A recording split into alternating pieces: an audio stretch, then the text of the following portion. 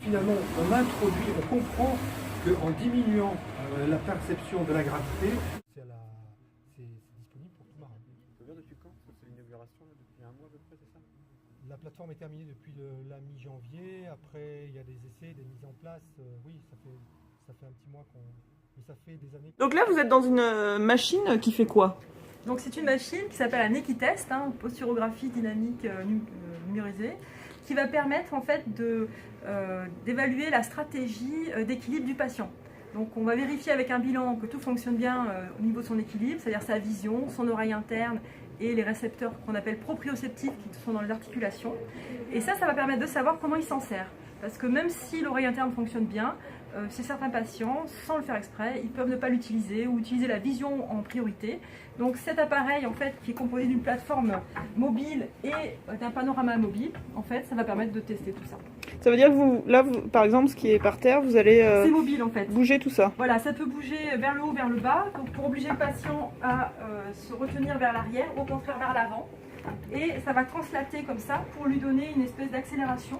Et ça permet de voir comment il fait pour se remettre droit. Donc, et vous, en fonction de ça, vous adaptez ensuite les exercices? Exactement. Si on voit qu'il y a un déficit plutôt visuel ou plutôt d'oreille interne, on va également jouer là-dessus pour rétablir l'équilibre du patient en parallèle. Le mal de mer, ça correspond à un conflit sensoriel.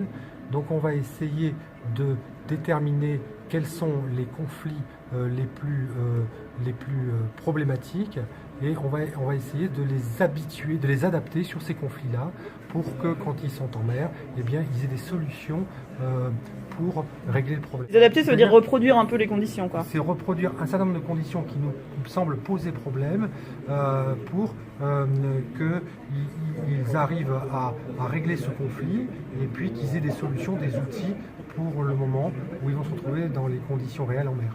Et ça marche bien? Oui, c'est encourageant, on a des bons résultats. Ça fait une vingtaine d'années qu'on travaille sur ces sujets-là et qu'on rééduque des marins. On a à peu près 75% de gens améliorés, c'est-à-dire de gens qui finalement recommencent à travailler sur les bateaux après être passés nous voir.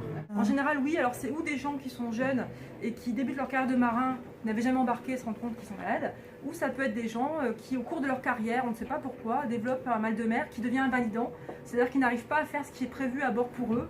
Donc c'est sûr que le cuistot qui ne peut pas cuisiner, c'est embêtant pour tout le bord, voilà, ou quand on est opérateur radar et qu'on ne peut pas faire son travail, c'est embêtant et on peut être débarqué de son travail. Donc du coup, parce qu'au départ ça a commencé pour les militaires, du coup l'idée c'est de rendre la personne apte à son travail. Et secondairement, on est amené à soigner des plaisanciers ou des sportifs de haut niveau qui ont un autre objectif qui est également un objectif très important. Et donc le but, c'est d'aider ces gens-là à atteindre leur objectif.